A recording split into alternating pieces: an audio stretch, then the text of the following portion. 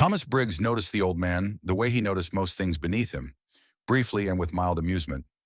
He was cutting through Millennium Park on his way to a lunch that would close a $200 million acquisition, moving fast, phone in hand, when he spotted the chessboard, a folding table, two chairs, a handwritten sign that read $20 a game.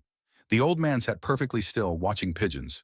Thomas had played chess at Princeton, won his dormitory tournament 2 years running. He considered himself quietly something of a natural. He checked his watch. He had 18 minutes. "I'll play you," he said, pulling out his wallet.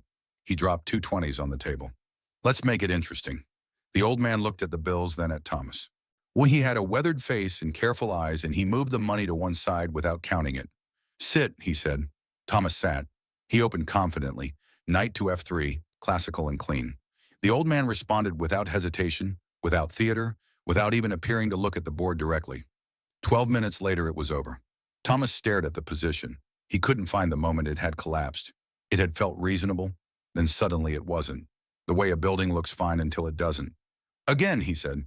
He lost in 9 minutes. He loosened his tie. "One more." He lost in 14, the longest game, and somehow the most humiliating, because he had felt, briefly, like he was competing. Thomas leaned back and looked at the old man properly for the first time. "Nyabra, who are you?"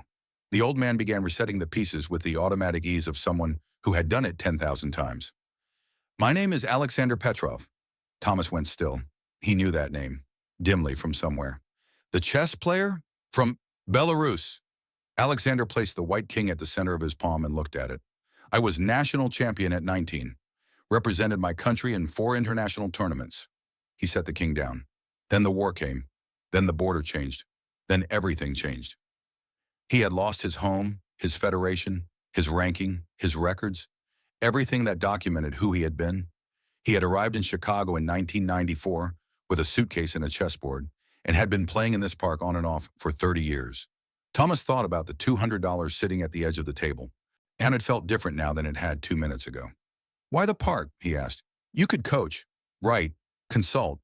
You could—" "I could," Alexander agreed simply. "But I like the park." He gestured at the board. "And here, everyone is equal.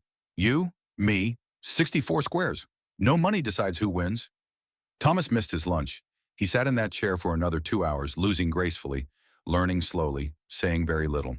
He came back the following Friday, and the Friday after that. Power means nothing on a level board.